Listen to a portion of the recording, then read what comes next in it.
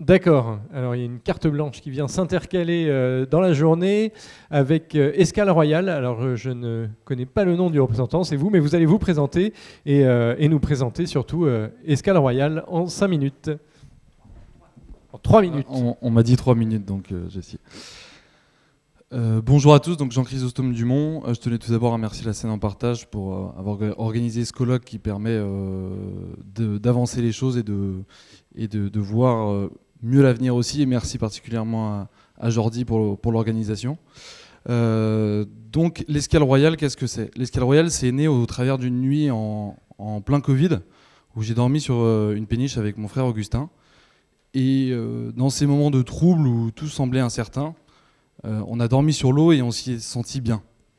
Et on a remarqué quelque chose, c'est qu'à partir du moment où on a posé le pied sur un ponton, on s'est presque senti en vacances, alors que c'était à 5 minutes de chez nos parents. Et on s'est dit qu'il y avait vraiment un besoin autour de ça, et donc on a créé l'Escale Royale, qui est une sorte de chaîne d'hôtels flottants, où on va se développer sur les collectivités, les Seines, les rivages, etc., pour développer une activité économique, mais qui est aussi un lieu d'accueil. Et la Seine, c'est aussi ça. Nous, on a une casquette qui est un peu plus du côté des collectivités parce que on porte des projets avec les collectivités, pas seulement les nôtres.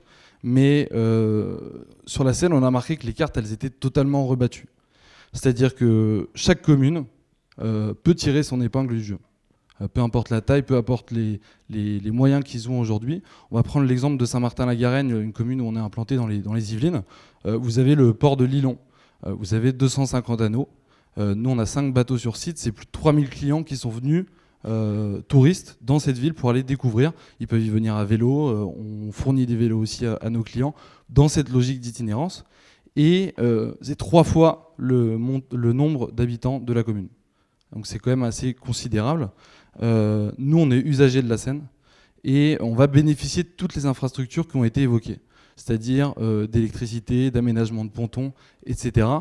Et on est un acteur qui tend à développer d'autres activités économiques. C'est-à-dire que se développer sur la Seine, par exemple, vous voyez ici une image d'une de nos terrasses, c'est redécouvrir pour des touristes, mais aussi des franciliens. On a une statistique, nous, après 3 ans d'exploitation, c'est que 97% de nos clients sont des franciliens et qui ont envie justement de cette itinérance. Aujourd'hui, on est implanté dans les Yvelines, dans le Val d'Oise et aussi en Seine-et-Marne, et on a une demande de nos clients de développer des activités nautiques, de développer des activités aussi ludiques au travers du Fluvestre, mais ça s'est fait aussi par de la R&D. Et de la R&D, on ne peut pas la faire tout seul, nous, en tant que jeunes acteurs économiques. Donc, on va s'associer. Tout à l'heure, on a évoqué Aquatiris, notamment à Port-Marly. On a participé à un aquathon en Alsace la semaine dernière pour justement essayer de développer et présenter un projet tout autour du Fluvestre ou du slow tourisme, comme il est appelé parfois aussi, pour développer toutes ces activités économiques, mais de manière durable. Durable notamment au travers des eaux usées. Donc nous, on s'engage sur toutes les communes où on s'implante à ne rejeter zéro émission, parce que l'eau, il convient de la magnifier et de la respecter. On s'y implante et il faut que, au moment où on parte, il n'y ait aucun impact sur le fleuve. Et ça, c'est très important, encore plus aujourd'hui dans les réglementations de ZAN 2050, donc non-artificialisation des sols. Nous, on est une société, le fluvial en général permet justement de ne pas artificialiser les sols et d'avoir un minimum d'impact.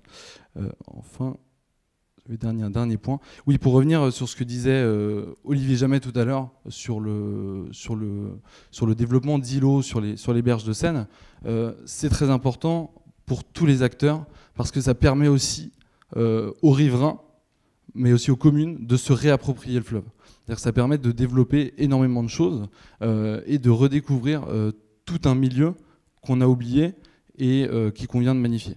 Alors, je ne sais pas si ça a été assez clair. Merci.